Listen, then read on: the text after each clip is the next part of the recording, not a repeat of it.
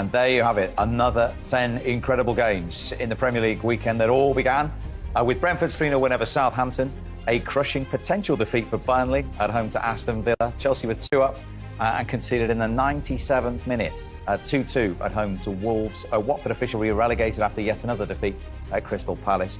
Brighton's biggest ever top-flight victory, Manchester United beaten 4-0 at the Amex. Liverpool dropping points at Anfield, coming from behind for a 1-1 draw with Spurs. And then today we've brought you Arsenal beating Leeds, who had 10 men by 2-1. Everton winning away from home for the first time since August, 2-1 at Leicester. West Ham putting 4 past relegated Norwich, and Manchester City going one better with a 5-star show at home for Newcastle United.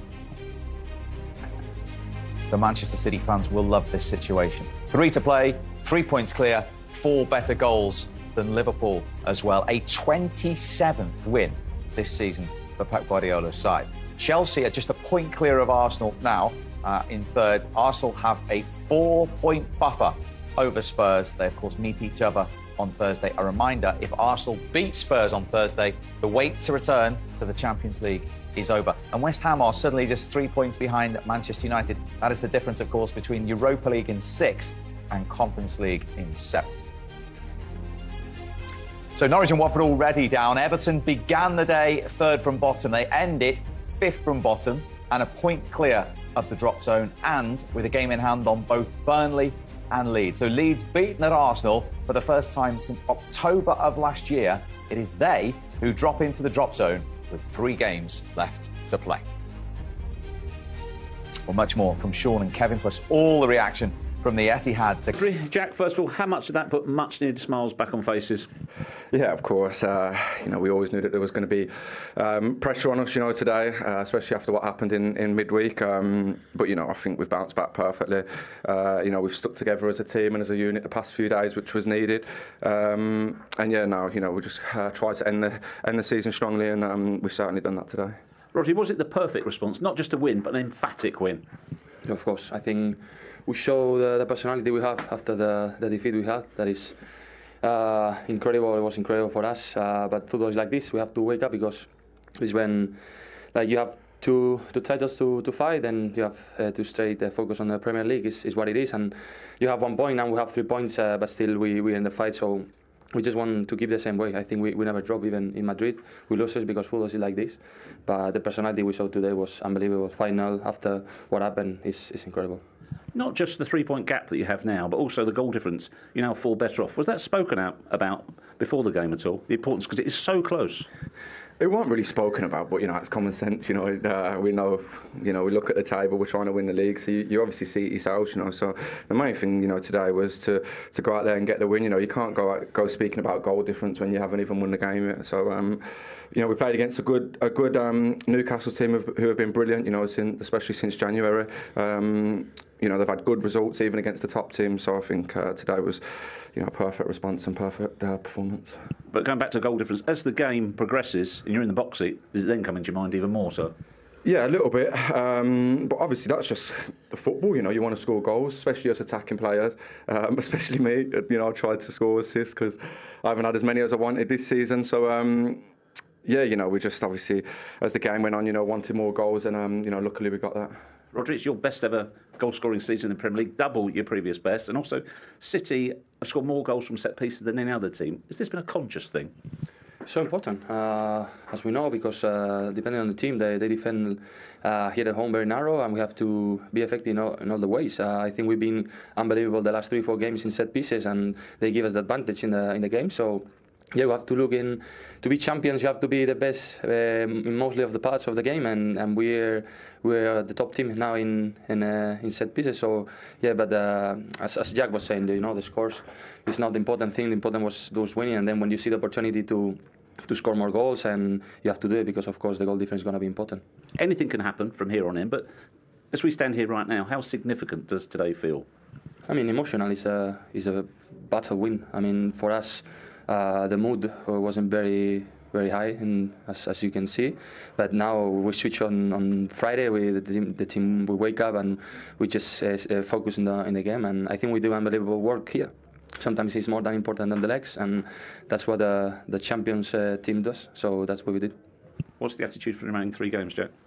What's what? The attitude for the remaining 3 games. No, we just have to go out there and win every game ourselves. It's down to us. We're in the driving seat. I think we can't look. What's going on around us.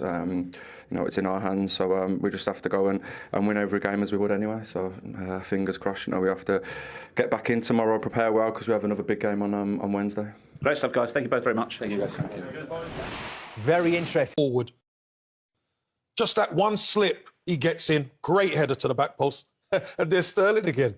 And it was a defender with a fox in the box when the goalkeeper made a mistake in the striker's position for the second. And that's the great thing about City. The goals come from everywhere. But they've been doing this corner a lot. So I'm surprised Newcastle didn't pick up from it. But it was a great strike from Gundogan. And you expect the Bravda to hold the ball. It spills. And the only 2 people that are alert in the box are the Diaz and Laporte. And Newcastle the players are standing watching, which surprised me. But great following up from the City lads. And it took time, but it got in a goal. And it's give me a nice, easy afternoon now. Well, do you know one man who never spilled the ball in that fashion in a goal is Shay Given, of course, who's at the Etihad for us, who played for both clubs today. All going according to plan for City at the moment, Shay? Yeah, it's pretty easy at the minute, Steve. A bit of relief with second goal went in. It's a well-worked corner kick. I think that Jesus gets a little block, on target as well in the box, and not enough for a foul, but it's poor goalkeeping in the end. I think Dubravka's got to do better. He's got to hold on to the ball, and there's no danger then. But as Sean says, and credit to the 2 centre-halves, they followed it up, and Laporte's got his goal. And has that settled a little bit of apprehension inside the stadium? Yeah, a little bit. I think a lot of the good stuff's coming down this right side. Kevin's mentioned there about St. Maxim going forward. He's brilliant going forward, but defensively he's very naive. And Target's getting outrun a lot in that goal as well. Cancelo, a brilliant header back to Sterling, and fantastic finish by Raheem as well. But I think from a defensive side, I feel for Target at times because all the good stuff's coming down this right side. And from Newcastle's point of view, is there a fear that this could get messy? Well, that's my concern. But at the same time, as I said before the game, they've got nothing to lose. They've got Trippier on the bench, they've got Wilson on the bench, they've got changes, even Murphy to come off the bench as well, perhaps with his pace. I'd like to see Eddie make a change early part of the second half and give him a sort of fresh impetus going forward. But at the minute, it's cruise control for Man City. If they get another goal, then it's game over. But obviously, as we always say, 2-0. If Newcastle can get the noses back in, then it's a bit nervous around the Etihad again. Talking of cruise control, what's it like being live watching Kevin De Bruyne in that first half? Unbelievable. I mean, you can't mention Man City good performance out Kevin De Bruyne. The driving runs from midfield, the things he sees, the crosses, the passes. You can see them in the stand. Sometimes you think, can Kevin see it at pitch level? He just sees different things that people don't see, and the way to pass, the way to cross. Stevie's a phenomenal player, and all the good stuff I feel comes through him. How good a ball is that for centre forward, Kevin? That's a centre forward's dream. It really is. You make your run and then you get picked out. He should score. Jesus should score. But when you've got somebody like De Bruyne, you just target, make the run. Just make the run and it will come. Shay, enjoy the second half. Yes, we'll speak guys. to you after the game. Could it be messy for Newcastle? Do you expect City to be clinical here and ruthless? I'm really hoping they do. Like I think Shay said, I think 2-0 is not a comfortable scoreline if they get one back. It will make it a bit uncomfortable for the players and the fans. So I think they'll go for another goal, and I think they have enough to get that other goal. They are 2 goals to good at half-time, and the holders of this trophy, how crucial is that? And have we just seen a bit of that today in the not panic, be nice and calm, be nice and clinical? Yeah, most definitely. I think the bounce back that they showed today, the professional attitude that they all handled, the quality of their goals that went in, and just the way they played with an aura that almost as if that game in the midweek didn't really exist. It's like they just came off a winning run, and where they haven't. So I thought that their performance and attitude was tremendous today. Let's have a look at the second half goals, because the next goal was always going to be crucial, Shay, in the second half. Rodri's popped up with a few this season, actually. Yeah, he has. Yeah, I mean, it's poor defensively from Newcastle again. I think the corner led from as well from Dubravka not communicating with Lascelles, and they give away a stupid corner, Newcastle. But there's a bit of a blocking going on in the middle of the pack there, Steve, as you can see, and he gets free, and again, Joe Linton's not switched on to where he's coming from. I think Joe Linton's got to block him off or else go back onto the near post. He does neither, and in the end, it's really a free header, an easy header for Rodri, and we always said at half-time, next goal is massive, and that was a big goal for Man City.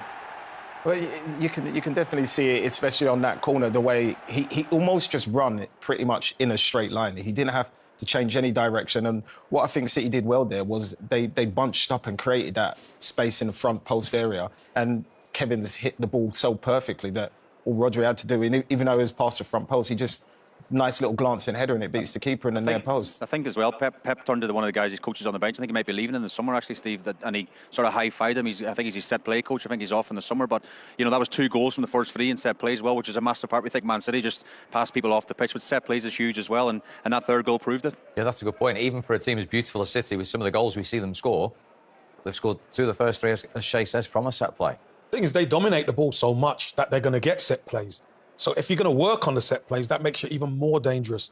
For me, Joe Linton was to fault. If he's the front man, he's the screen, he's got to be in front of Rodri. He wasn't there. He moved late. Rodri got ahead of him, and once he gets a good contact on the ball, there's no way Dubravka could save it. And what I was about to say, the luxury of bringing Phil Foden on, you know, his clinical front in front of goal. And well, we know what a magnificent and lovely player he is to watch, and I think Jack does wonderfully here to get through, and this is what I've been wanting from him. But Phil Foden's reaction is unbelievable, but not only just the reaction, it's where he places it as well. He does it, he just lets it hit him and guides him. But I've been waiting for Jack to do this most of the game. Me and Kev was talking about it, and he does it tremendously, and the game just opened up for Man City.